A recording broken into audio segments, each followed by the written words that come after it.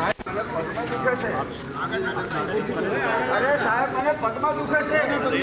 તમને તકલીફ અહીંયા હાડમાં છે. અરે હાડમાં નથી, મને પગમાં દુખે છે. તમને તકલીફ હાડમાં છે. અરે સાહેબ પગમાં દુખે છે, મને આ ઢીંચણનો દુખાવો જબરજસ્ત. અરે આ તમારી હાડમાં બ્લોકેજ છે બધી. અરે સાહેબ બ્લોકેજ છે, ઓપરેશન કરવું પડે તમારે. 10% કમિશન સંતરી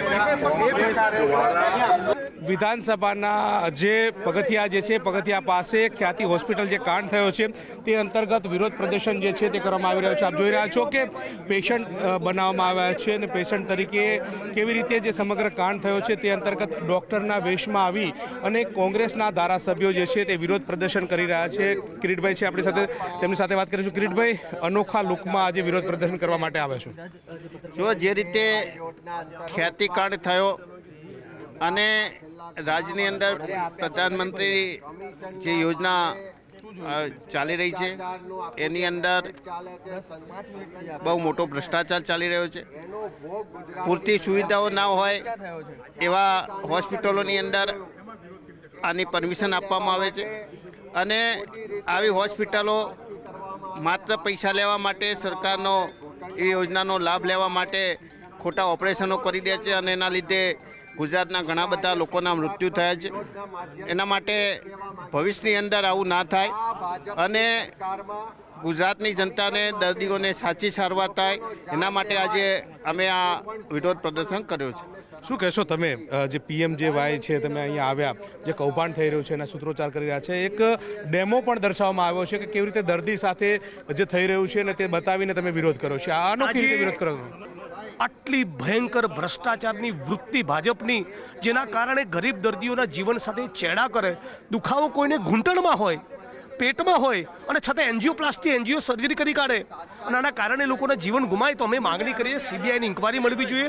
સૂત્રોનું કેવું છે 3100 કરોડનું બજેટ હતું, એમાંથી લગભગ 300 કરોડથી વધારેનું કમિશન ખવાયું. તો ખ્યાતિકાંડના આરોપીની તો ધરપકડ થઈ, પણ બાકીની કેટલી હોસ્પિટલમાં આવા કાળા કામ થયા, કેટલા લોકોના જીવન હોમાયા અને કોના ગજવામાં, કયા નેતા, મંત્રી, અધિકારીના ગજવામાં કમિશન ગયું, એની પણ CBI તપાસ થવી જોઈએ. એની માંગ લઈને આજે અમે ડેમો કર્યો છે. ચોક્કસથી તો આજે ડેમો કરવામાં આવ્યો છે ને તેમાં નિષ્પક્ષ તપાસ થાય તે પ્રકારની માંગ કોંગ્રેસના ધારાસભ્યો જે છે તે કરી રહ્યા છે ને તે અંતર્ગતનો વિરોધ પ્રદર્શન જે છે તે કરવામાં આવી રહ્યો છે કે જે રીતે PMJY કાર્ડમાં જે પ્રકારની જે ગેરરીતિ થઈ છે ને ગેરરીતિ બાદ અનેક લોકો જે છે તેમના આરોગ્ય સાથે ચેડા થયા છે તે દૂર થવા જોઈએ ને અન્ય આવી હોસ્પિટલો જે છે તે પણ બહાર આવે તે પ્રકારની માંગ સાથે કોંગ્રેસ દ્વારા વિરોધ પ્રદર્શન કરી અને ધરણા પ્રદર્શન જે છે તે યોજવામાં આવ્યો છે અને ધરણા કરવામાં આવ્યા છે. કમિશન ડોક્ટરથી લઈને આરોગ્ય વિભાગ સુધી પહોંચે છે, તો આની CBI મારફત તપાસ થવી જોઈએ.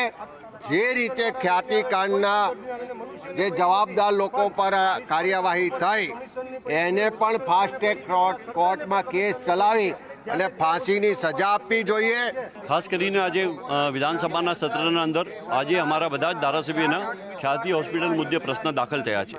ખ્યાતિ હોસ્પિટલ એક મોટું કૌભાંડ છે, પરંતુ જે પ્રમાણે જે ખ્યાતિ હોસ્પિટલના લોકોને બચાવવામાં આવ્યા છે, જે પ્રમાણે FIRના અંદર મુખ્ય લોકોના નામ એમાંથી બાકાત કરવામાં આવ્યા છે અને જે પ્રમાણે જે લોકોના ઓપરેશન કરવાની જરૂર નહોતી તેવા લોકોના ઓપરેશન કર્યા છે, જેને કોઈ જગ્યાએ કે તમારે બ્લોકેજ છે, તમારે એન્જિયોગ્રાફી કરવી પડશે, તમારે બાયપાસ કરવું પડશે, એ પ્રમાણેના હૃદયના ઓપરેશન કર્યા છે. લોકો જ્યારે ત્યાં કહેતા હતા કે મને પગની તકલીફ છે, ત્યાં હૃદયના ઓપરેશન કરી નાખવામાં આવ્યા છે.